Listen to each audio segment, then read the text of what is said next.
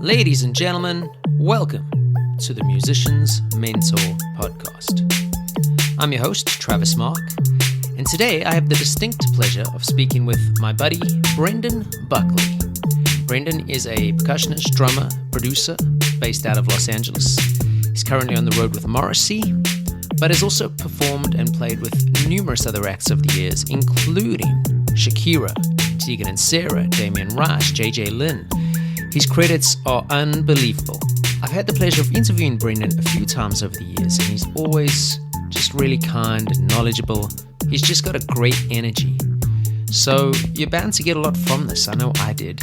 As usual, if you're getting something from these episodes, please do me a favor, leave us a rating or review on your preferred streaming platform. And also make sure you check out Brendan at brendanbuckley.com. Before we start this interview off, I just want to apologize for the audio quality at the start. I had a slight issue when we first began this interview, but it does progressively get better during the course of the interview. That's it for now. Ladies and gentlemen, the one, the only, Brendan Buckley. All right, Brendan, it's Travis. Thank you so much for doing the podcast. I'm super excited to talk to you again.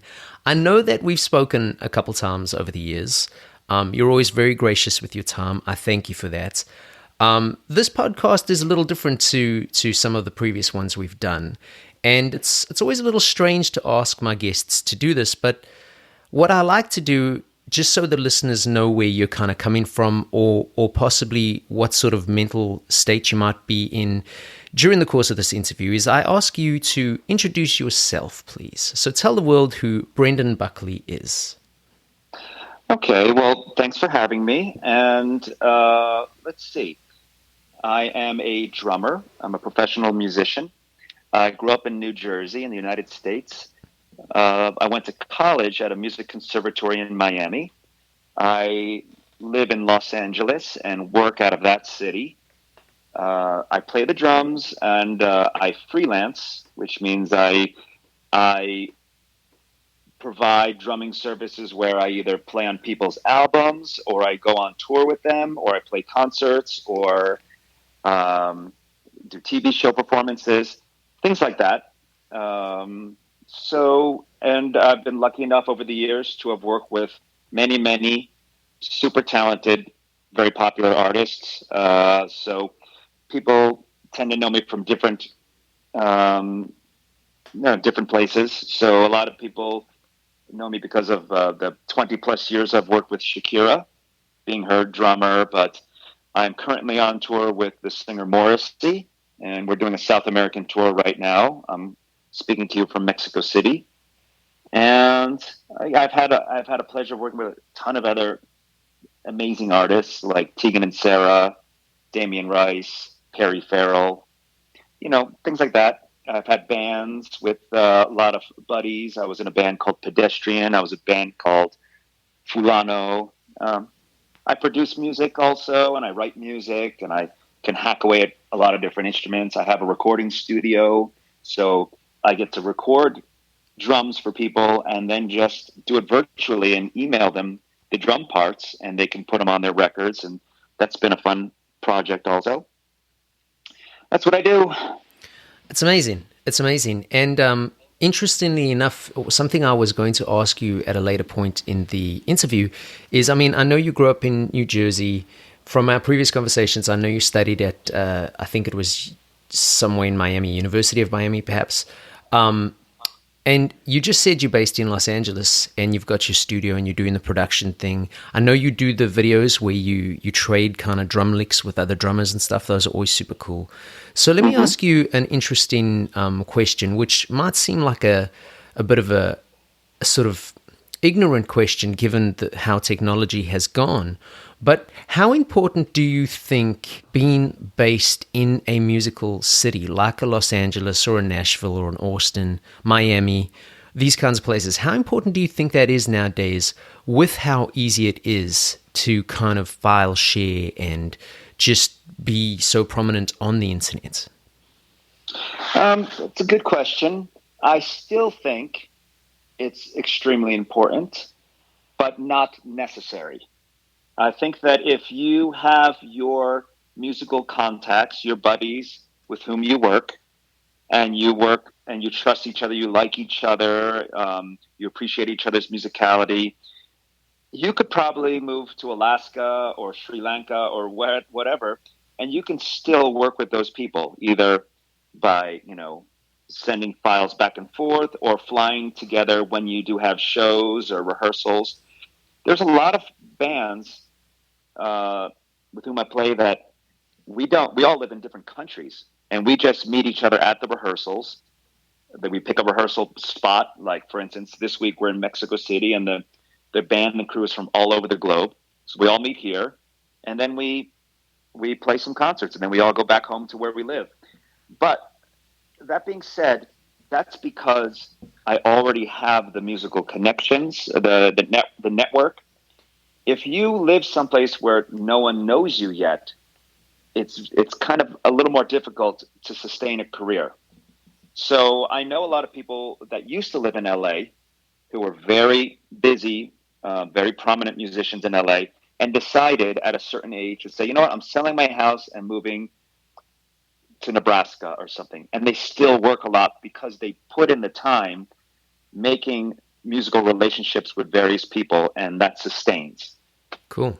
So I think it's not necessary. There are talented people all over the place. Every city I go to, I somehow bump into some drummer who's a totally killing drummer in some bar or a studio or something. So that's not exclusive to major music cities. But the networking, the pool of musicians that you meet, it's bigger in a city like London, New York, Nashville, Los Angeles, places like that. Yeah, it makes total sense. Now, before we hit record, I told you that we probably won't go down just a drumming rabbit hole like our previous interviews. But this one, I feel like I've asked you about it before. I'm going to ask you again just because I always found Tommy in particular quite fascinating. You studied for a little while with both Sonny and Tommy Ego, correct? Mm-hmm. I go, yes. Tell me if you wouldn't, and I mean, we don't have to spend a lot of time on this. What was that experience like? Because, he has quite the reputation of basically not putting up with bullshit, which I've always liked. I like that approach. It's how I'm wired. But what was that like for you as a young musician in that environment? Was that intimidating? Do you feel like it really helped sort of cement certain principles with you? Just, talk about it if you wouldn't mind. Oh, sure. So my experience of studying drums with Tommy Igoe was fantastic because I met him when I was 15 years old. I didn't know a lot. I had a lot of curiosity, and I was very eager to get better at the drums very quickly, and he sensed that, and so he pushed me really hard. I have a feeling if he pushed another person as hard as he pushed me, they might have quit drums. But because I was really into it, and like anything he threw at me, I'm like, thank you, I'll go work on this, I'll be back in a week. And I think he saw that in me, so he felt like he could be real, I don't want to say tough, but he pushed me really hard. Yeah. And I liked it. I like a little bit of tough love. I like when someone challenges me to do better than I can already do. Like, I think you can do even better than that. I like that. Yeah. So being 15, that was perfect for me because he basically opened up a whole world for me that I didn't know about. Just all these styles of music and ways to play the drums and percussion and everything classical, like orchestral music. He taught me everything.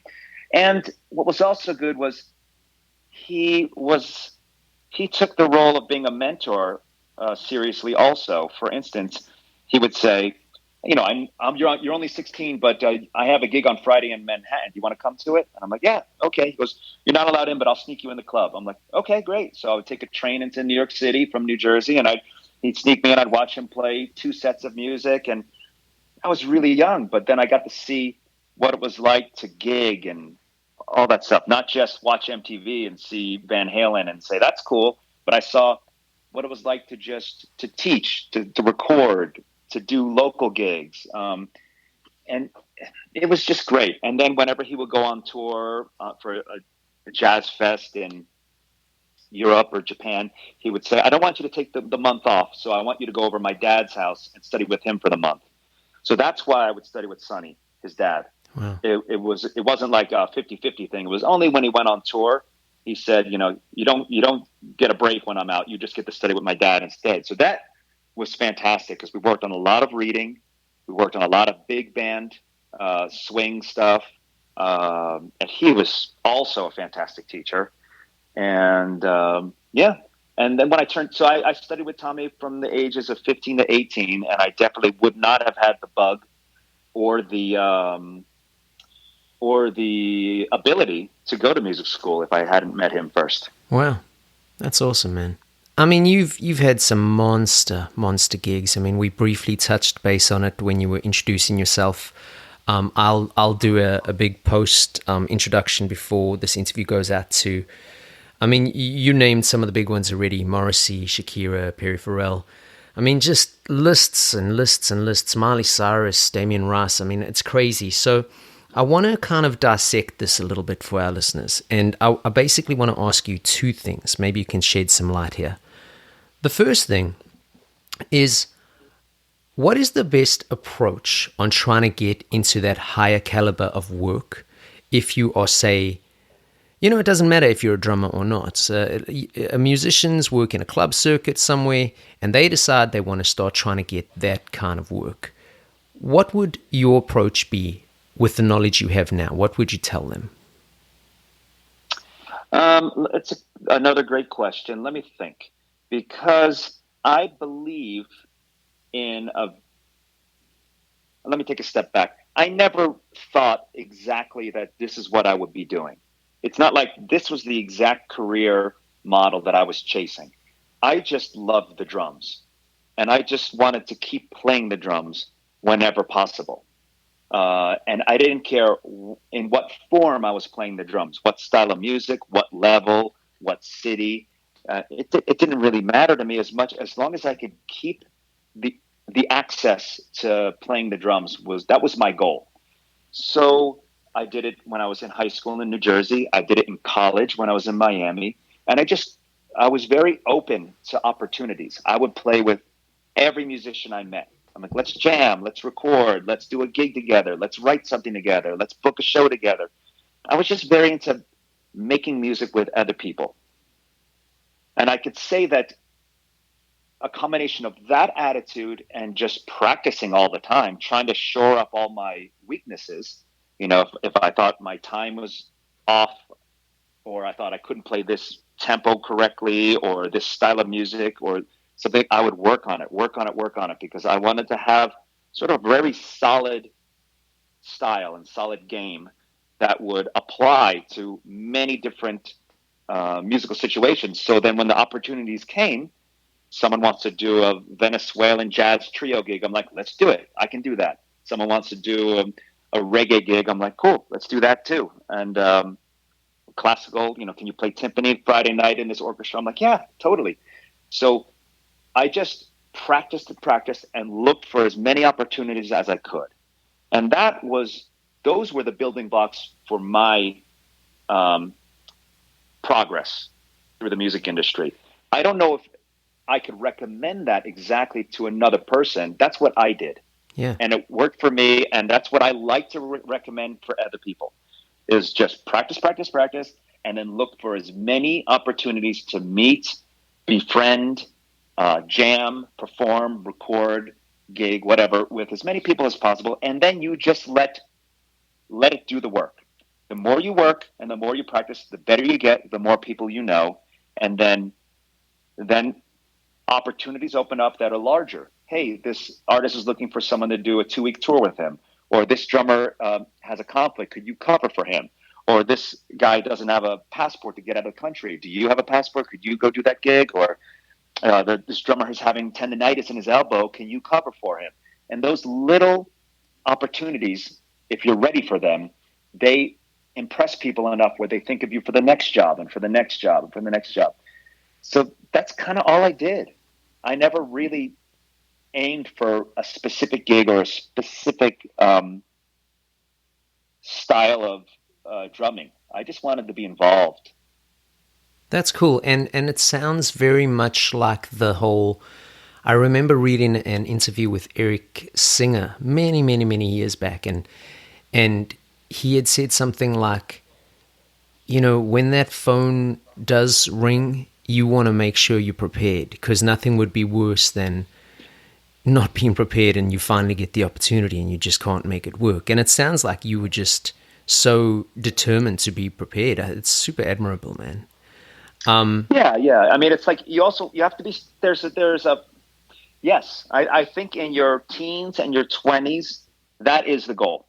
Is just to be prepared, practicing, growing, just getting as versatile and talented, and getting your 10,000 hours together. And then once you become in your 30s, that's when you start to really say, okay, I'm kind of tired of being a jack of all trades, and I really want to be me. I really want to hone down on my own identity, and I want to be hired for being me. And it's a nice transition.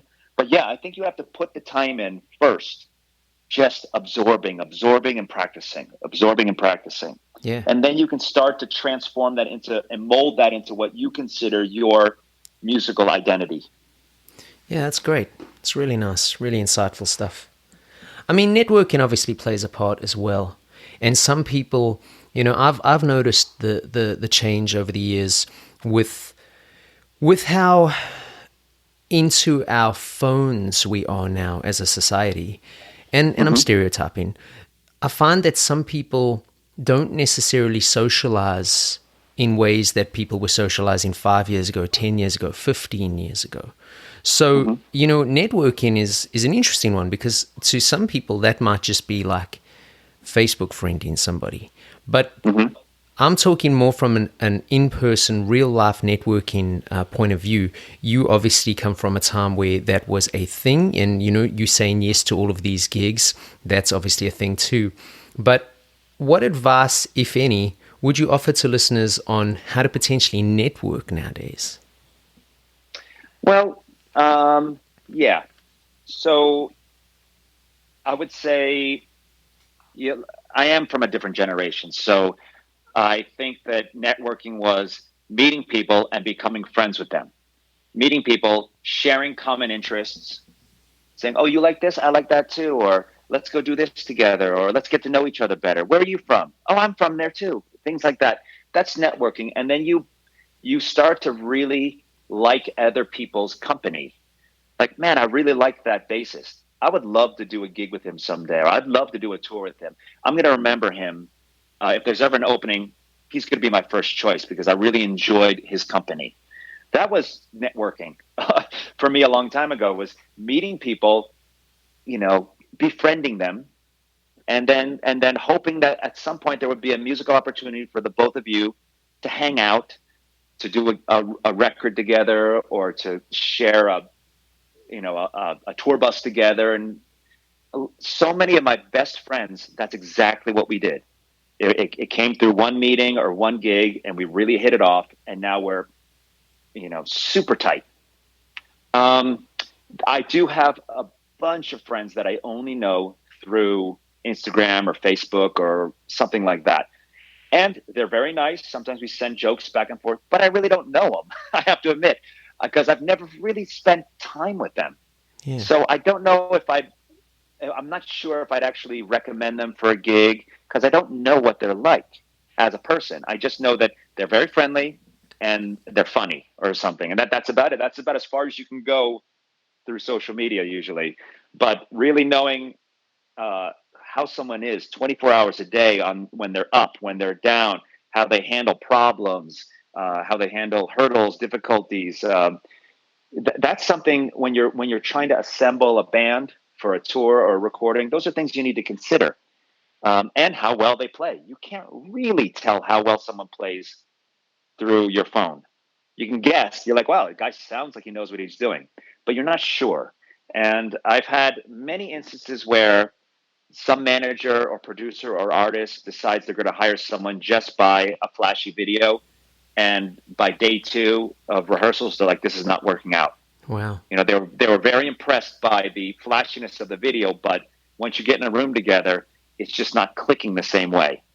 So, and that's an unfortunate experience because that person did nothing wrong, but they just don't have.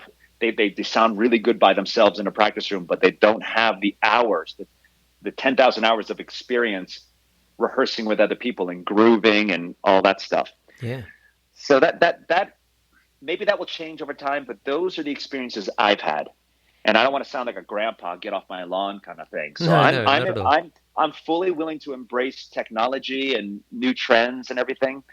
But what I have seen is still to this day, most of the gigs I get are through personal relationships, and most of the people that I hire are also through personal relationships. Yeah, it's very interesting. It's very interesting. In fact, the thing that you were talking about, like where the person comes in and by day 2 it's not working out, it's quite interesting. I've seen that firsthand myself, and it's kind of mind-blowing as well, because like I remember that particular situation with me. This guy who I'm not going to mention because people might know his name, but I mean, just ungodly. Like I was floored by the videos, and unfortunately just couldn't, I don't even want to use the word chemistry, but couldn't sit with other musicians, in like a pocket kind of situation. And that I thought was just like, it kind of blew my mind, but hey, it happens, I suppose. Well, when it comes to being a musician, there are so many things that you could be working on. Yeah. You could be working on your speed. You can be working on your dynamics. You could be working on your inventiveness. You could be working on all sorts of things. It's not wrong to work on that stuff. You can be working on your solo playing. You can be working on your odd time playing. But there are other subtler things that you work on, and you only notice those from repetition in gigs and working with other people. Things like groove, pocket, consistency, being a leader, just having a good vibe, having great dynamics within a group, like not being the loudest guy in the room or the quietest guy in the room on the drums, right in the middle so everyone feels comfortable. These are all things that you wonder why certain guys get a ton of gigs. And I'm like, I think those are the things that they do really well. Yeah. They just fit in to every musical environment so well. They slide in so perfectly that everyone around the room says, wow, great choice. This guy is fantastic. And I always wanted to be one of those people. I never wanted to be the fastest guy, the most impressive guy. I wanted to be the guy in the room where everyone looks around, smiles, and says, this is really working. Wow, this is great. And it's very subtle, and it's hard to teach. It almost comes just through hours of repetition and trial and error, seeing what works, what doesn't work. And that's stuff I've always tried to convey to students, not students who are, they're 14 and learning how to play a paradiddle, but guys who come to me in LA who they're already gigging and they want to know how to do better on auditions or how to do better on this tour. And I'm like, I try to teach them these very subtle things that make them very useful, very comfortable, very necessary. Yeah, like people skills kind of situations. People skills. I mean, you sound, and I don't mean this in a like a weird way or anything like that. The few times we've spoken and stuff, you always seem very level-headed to me. It comes through. I'm always I don't mean this in any kind of weird context. I've always been attracted to those kinds of personalities. Just someone who seems to, like you say, be in a situation where you're easy to talk to, you're easy to get along with. I'm sure I don't see you day to day, obviously. Everyone's got their things, everybody, But I think it's probably an attest to why you do so well. And I'm not trying to take away from your skill. You're extremely skilled as a musician, obviously. But whatever you've got going on there is great, man. So if you're trying to teach that to people, it's amazing. I know you're a big reader. I see sometimes you put up these books and stuff on your posts and stuff. Let's switch gears for a second. We'll come back to the music thing in just 1 second. But have you got any kind of books, mindset books, or just other that you would recommend musicians read that might help mindsets? Oh, that's a good question too. I have so many, and unless I'm staring at them, I always forget. But I can try to remember a few. I read everything, so I read everything from psychology books to science books to autobiographies to mystery novels and detective novels, and so. But let me think. There were a couple very impactful books that I read early on. One of them was called The Inner Game of Tennis. I think the author's name is Galway. And it's a book. I don't know if you've heard of this book before, but no. It's a very short book. And it's this tennis coach. It's true. He's a tennis coach. And he's talking about how all of his students have fantastic mechanics. They're already playing tennis well, but they're not performing at a high level. So as a tennis coach, he tried to figure out what was going on. And then he figured out it was an entire mental problem they were having, where they were talking to themselves, negative speak while they're playing a match, letting their ego get in the way, nervousness, focusing on what other people think of them as opposed to just focusing on the ball and the racket and the stroke. And this applied so much to me when I was 21 and I was learning how to play the drums, but playing the drums around much older musicians who were much more experienced than me was very nerve-wracking because I was thinking maybe they don't like me, maybe they prefer someone else, but that guy wasn't available, so they had to settle for me or whatever, these thoughts that go through your mind. And it's very difficult to play at a high level if while you're playing the drums, you're thinking those thoughts. It's just getting in the way. Yeah. So the idea is to calm your mind and just focus on, almost put yourself on autopilot and just let your body do what it does, and then critique yourself after the experience. Go home tomorrow, listen to a recording, watch a video, and say, "Oh, I could improve that," or "My left hand is doing this," but not during the action. It's self-sabotage if you are critiquing yourself while you're trying to perform. That's awesome. I got into a habit of just always recording myself and never thinking while I'm playing the drums, just playing the drums. Just erase the mind, rehearse, perform, and that's it. And then destroying myself the next day through, just critique. And there's another book I can think of that was very heavy for me was Effortless Mastery by Kenny Werner. He's a jazz pianist. Mm-hmm. It's actually quite a similar book. It's about just he's very into meditation, and he talks about just not being so hard on yourself and imagining that you are on the road toward mastery. You're on the trajectory to be a master at your craft. So just each day you're getting slightly better at becoming a master. Don't be so hard on yourself. Don't be so hard on the one note you played that was wrong, or you sped up, or you slowed down, or you got lost in an arrangement of a song. Don't worry about it. You're walking towards mastery little by little, and it's an encouraging book. Those two were very good for me when I was 21 years old. Yeah. But I've searched for books like that my whole life, and I have, hundreds of books in my living room all on the shelf. So I'd have to be there walking up and down, scanning the titles to remember all of them. But I do like a lot of books about positivity, organization, empathy, encouragement, things like that. Life can be really hard. There's a lot of setbacks thrown your way, and you need to accept that and get over them if you want to have, a successful life. Yeah. So it's not an easy road. It's an up and down road, and you have You have to have coping mechanisms to get through the hard times. And your coping mechanisms are supposed to change as you get older. What you did to handle your depression when you were 17 does not work when you're 31. Yeah. You know, you have to have a new version of that, a more adult version of that. If you have a child, or if you're married, or if your parents are ill or something, you have to have a more mature way of coping with those stresses and challenges than you did when you were 13 or something. Yeah. And so I'm always looking for ways to handle what life throws at me. It's awesome.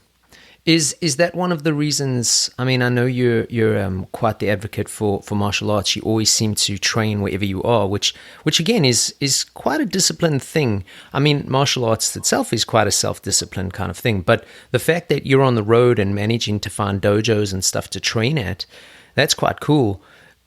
Is that one of your kind of coping mechanisms, or do you do that just to kind of? Or, I mean, I suppose it's double-barreled. You could be doing that to look after your body as well, because drumming's so physical. Yeah, it is. What I have found, it is quadruple-barreled.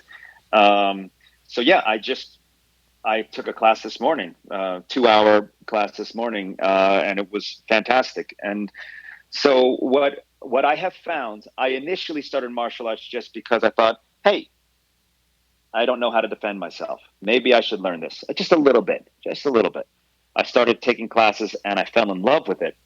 And the things I fell in love with are, one, it's very difficult. It's very challenging.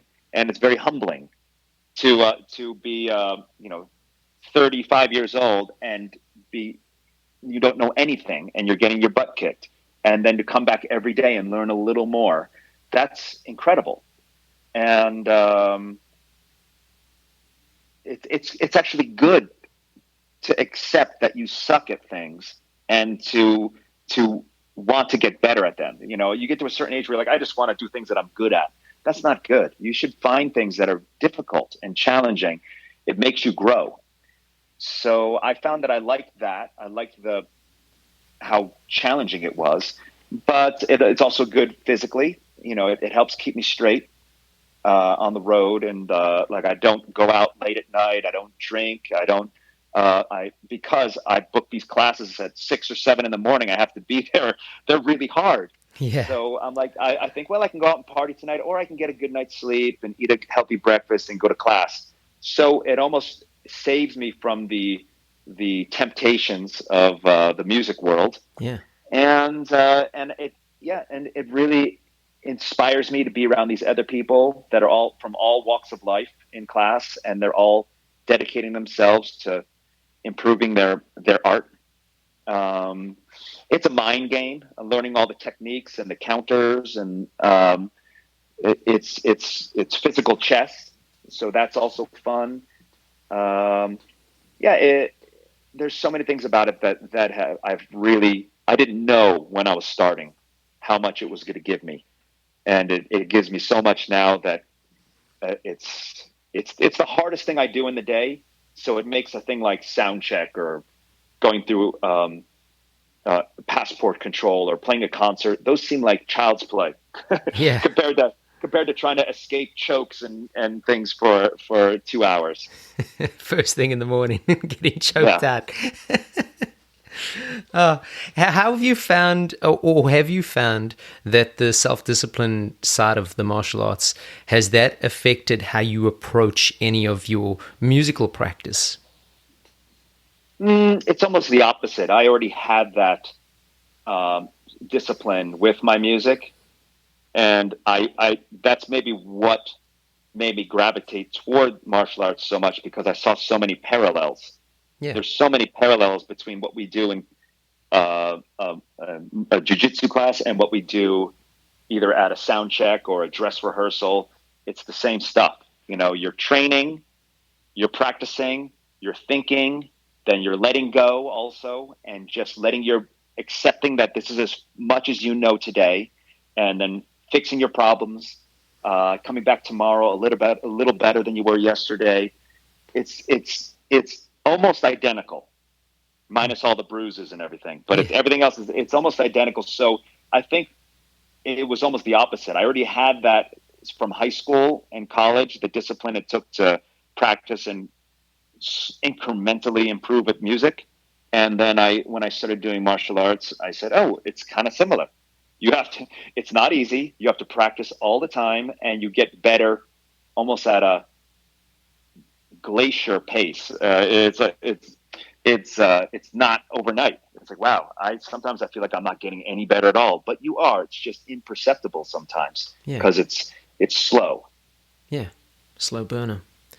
So let's go back to sort of more music related stuff. Let's talk about touring for a second, or more specifically, if you're up for it, I'd like to talk about family life while you're on tour. I know you've got a young family. Tell us, if you think you can, what your tips would be, or what maybe advice you would offer on how to try and stay connected with your loved ones when you're away for such extended periods of time. Yeah, it's obviously it must be different for everyone. So I can only tell you what I know. Yeah. But what I know is that I love spending time with my family. I have a wife and a son. My son just turned 11, and being with them is my favorite thing in the universe. So it's not that I hate music or hate anything else. It's just I find myself, the time I spend with them is my favorite time. So I try to express that to them, that I'm not itching to get away. I'm not itching to go across the planet and get away from my family. It's actually, and I always, I mean, FaceTime is a beautiful invention. Yeah. I FaceTime with them all the time. I'm very up to date with what's going on at home as far as school activities, domestic life, everything. I want to know everything because I want to be in touch. And I also want to be available for them. They can call me 24/7 with the smallest problem, and I'll try to fix it. And then other things like we try to plan trips to see each other all the time. Either I try to find ways to get home every 2 weeks, or I try to fly them out to visit me every 2 weeks. So a long stretches of time and distance don't occur. And another thing is to plan for the future. Like if I have to go away for 6 weeks, we'll see each other midway in this city, and then when I get home, we'll do this, and this. So it's something to look forward to. Yeah. I always try to have things to look forward to upon return. Whether it's a financial thing, like we can use this tour money, we can buy this, or we can go on this vacation, or we can do these activities. We can see this movie together. We can go to this restaurant. We can, whatever. Yeah. So I think I'm always trying to make sure that they're in my calendar. It's not just I have work, I'm so busy, and then, oh yeah, there's this family that has to wait for me somewhere. I try to make sure that they're a priority too, and they're in my daily calendar. Time we spend together, thoughts, plans, things like that. And I say all this, and it's still difficult. Of course, it's still difficult. It's still a tug of war, up and down, push pull. Because if you're together for so long, people change. They want more, they want less. They're happy, they're not happy. So that's the ebb and flow of life and a relationship, and you just do what you do. Yeah. Yeah, the invent of FaceTime and stuff is absolutely incredible.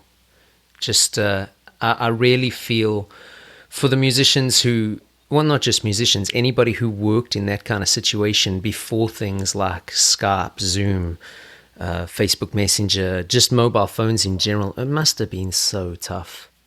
Tough. Yeah. Yeah, I remember it was. I remember it was a lot more fighting back then because it's just the distance creates a bit of antagonism somehow. Yeah. It's just like a very small underlying bit of bitterness just from distance and not seeing each other and not knowing what the other person's doing or what the other person's thinking. So you need to remain close even if you're far away from one another. Yeah, I agree. Brendan, what do you think has been the hardest part about being a musician for you? For me personally, the hardest part might be the inconsistency of it. You could probably tell by the way I talk and the way I think that I like organization. I like order. I like sort of predictability in certain ways. Um, and you get none of that in the music industry. It is a day to day, free for all, chaos. Um, and it goes against my nature, but I can't change it. So I have to accept it. And I'm pretty sure every high level working musician would say the same thing, that just the unpredictability of it is quite challenging. And when I say unpredictability, I mean you don't know from gig to gig how much you're going to work, uh, if it's going to happen, if it's going to get canceled, if you're going to get paid, how much you're going to get paid, when you're going to get paid, uh, you know, how long it's going to be, how short it's going to be. The whole thing is, if someone's just like a carefree gypsy, it's perfect for them. But for someone who likes order, it's very challenging. Yeah. And I have to really like take several deep breaths before writing emails because I'm getting all worked up about something. And but that for me is difficult. And along with that, just the lack of ability for me to plan anything in my life, because I'm kind of at the will of all of my employers. Yeah. They kind of tell me how much they want to work, how much they need me, when they need me, where. And I've missed so many weddings and anniversaries and family gatherings, and I've missed so many things because I can't plan. Yeah. Because I'm basically I'm a gun for hire. Yeah. So and no one gives you 18 months of calendar dates. They give it to you. They dole it out month by month. Yeah. So this is what your September is going to look like. This is what your October is going to look like. And it's something that's very challenging. Of course. So, possibly an ignorant question. I was at a concert with a friend of mine the other day, and we were talking about the musicians. The musicians were back in Yngwie Malmsteen, and some of them were back in Glenn Hughes. And we were just talking about the musicians in the band. And my friend made a comment about, well, it doesn't, the specifics don't matter, but he made a comment along the lines of, oh yeah, but all of those guys have managers who are protecting their interests and stuff like that. And that was an interesting comment to me, because while I know guys who do, who are sidemen or hired guns, who do have managers or personal managers, PR people, etc., I also know many that don't. What is your approach to this? Do you have somebody who organizes your diary, etc., for you, or do you do that yourself? I would say that, although your friend said that, I would say that he's not entirely correct. I would say, out of my experience, 95% of the musicians I know don't have a manager. I think that most of them, the ones that do what I do, the freelance artists, they're doing it on their own. And everything is done through networking and word of mouth. And there are managers on the projects, like there will be tour managers and accountants and production managers, and they help you get paid and organized and everything. But I don't have a personal one. The very few times I've had a personal one, it was kind of a redundancy I didn't need, because I'm already pretty savvy with my calendar and with my invoicing and everything. So, I don't know many musicians that actually have personal management now. I mean, actors do maybe, and maybe some producers do, but I don't know many freelance musicians that do. Yeah, and plus you're given a percentage of your check away. So if you can do it yourself, I suppose. I mean, if I had a manager that just made my life so much easier, they got me all these great gigs, and they got me paid like ridiculous rates, they would be worth that percentage. Yeah. But it kind of doesn't happen that way. There are certain wages they're just fixed, and there are certain you can negotiate all you want, but there's certain things that they're only done a certain way. And so if you have a guy who's hardballing like a sports manager who's trying to get you the best contracts possible and stuff, you might not get the gig. Yeah.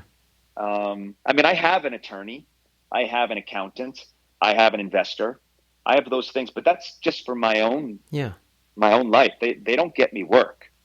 The work I get is through my friends, basically. Yeah, and all the networking you did yeah. over the years, you know. All the gigs I get are through my friends. That's crazy. My other musician friends, yeah. Brendan, I want to respect your time, so I have one last question for you. And again, possibly seems a little redundant because you've given such good advice during the course of this interview. But I'm going to ask it anyway because I like to close the interviews with this. And by all means, you know, spin it, twist it, do whatever you like to it so that it applies somehow. But what do you think the best piece of advice you've ever received in regards to your music career has ever been? Wow. Yeah, it's loaded. So that's why I say if you want to twist it, you know, it doesn't even have to be that somebody gave you the advice. It could have been something you learned along the way. It can be whatever you think. You know, the way I like to look at it is, you know, if I could have told myself at 16 this, maybe I would have saved myself a few years. I like to look at it like that, but that's just me personally. You can look at it however you like. Well, I have a page in my iPhone where all I do is jot down quotes and inspirational quotes and things like that. So if I sat down, I have hundreds. So if I sat down and just started spitting out all these different things, it would take all day. But let me just think of, I won't give you the best, but let me just think of the first one that popped into my mind. Okay. A tour manager once said to me when I was very young and on tour, and I was, you know, getting huffy puffy about something that wasn't going right on tour. And he said, "Hey man, don't worry, I'll take care of it. It's just not right now." I'm like, "Yeah, but this and that." He goes, "Just, you know what? Don't worry, I'll take care of it. Just give me 24 hours or 48 hours." And I'm like, and he goes, "You know what? You have to learn to pick and choose your battles." And you know, there's no reason to complain about every single thing all day long that's not going well, because there's just too many.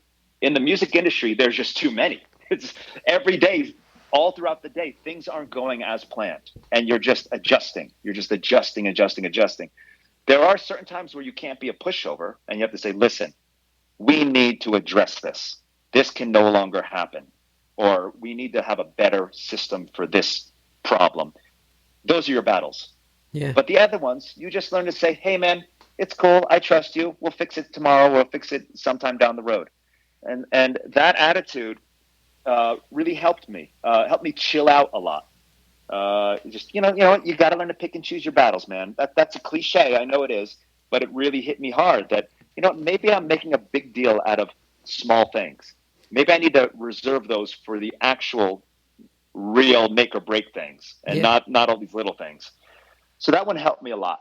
Again, that goes back to like all that earlier stuff we're talking about, just coping. You're learning to cope. And I would say one more thing, if you have time, is something that no one told me this, but I figured this out over time, is that one of the best qualities you can have in music, in life, friendship, any job out there, is to be a problem solver. Not to be a drummer, to be a problem solver. So what has given me a lot of positive success is the fact that I look at every day as, what can I do to help the people around me, to help the guitarist, to help the MD, to help the piano player, my drum tech, my manager, the tour manager, the artist. What can I help them? What problems can I solve for them besides just playing the drums? You know, everything is a problem that needs to be solved. You know, you're hired. I should say I'm hired because someone needs a drummer to play these beats for these songs for this concert. It's a position that needs to be filled. I will first help you by doing that. But what else can I do? I will have an updated passport. I will have a visa taken care of. I will be able to get to that city without getting lost or arrested or whatever, and I'll be on time. My gear will sound great. I will know all the songs by the time I get there. That won't be a problem. I will be flexible with my hours. I will be willing to do this. I will stay at this hotel. I can, everything is, how can I make other people's jobs easier? Yeah. And by doing that, you become incredibly valuable. And I don't want to say irreplaceable, because no one in the world is irreplaceable, but you become harder to replace. So because they start to say, wow, having this guy in our group or in our organization or something it gives us so much more than just the average Joe. So when you look at, you can do the least amount of work possible to do your job, or you can sit there and say, how can I be very helpful with solving other people's problems throughout the day? And that doesn't mean being a pushover. That doesn't mean like walking around just kissing ass all day long saying, what can I do? What can I do? What can I do? It's just realizing that someone needs some encouragement. Someone needs some lifting. Someone needs help. Someone needs some motivation. Someone needs an opinion. Like what color should we wear tomorrow? How about black? Great, black. It's like whatever. It doesn't matter. But just having an opinion and being willing to help is so valuable, I think, throughout life. And you see the people who seem to do well in families, in parties, in businesses. They're the people who are, I don't want to say they're alphas, but they're just people who are confident and willing to step up and say, hey, I got an idea, or is there anything I could do to help you? Or, I'll take care of that. And I think that's really helpful. And I think that's important to realize. Yeah, it's super helpful. And it's really cool to kind of hear as well, because it's almost like you become the light, I know that, again, possibly sounds cliche, but if you can just help brighten someone's day or help their load a little, man, everybody wants to be around those people. Everybody. You show me one person who says they don't, I'll show you a liar, man, because like we while the human race is, by default, a slightly negative-driven species, we want the positivity. People love being around positive people, so I think it's great advice. And it's like if you do what I do, I play the drums. I have 100 friends that all play the drums, and they're all amazing.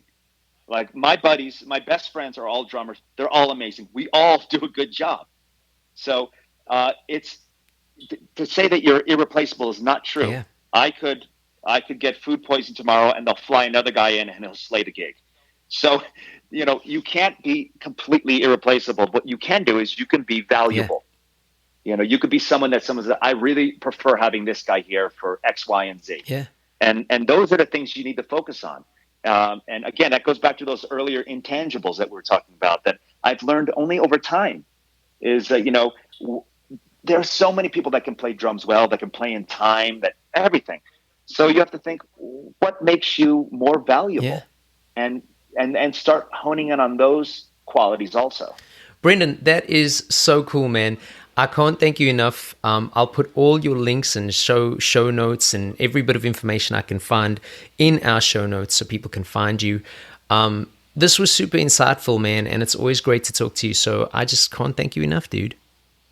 Well, I appreciate you reaching out once again. It's very nice of you to think of me. And I like talking about music, and I like talking about life. And anyone that's listening, I hope this helped. And if there's anything I can do to further help you, feel free to reach out, social media or my website or anything. And life can be hard sometimes. So, let us all help each other. Awesome. Thank you, my dude. Peace. All right. There we have it. Another episode done and dusted. As usual, thank you if you're still listening. Please leave us a rating or review. I would like to publicly thank Brendan for his time. Make sure you check out the Musicians Mentor podcast at musicians-mentor.com. You can find out more about me at travismark.com. Make sure you check out Brendan at brendanbuckley.com. Have a great Thanksgiving, and I will talk to you soon. Peace.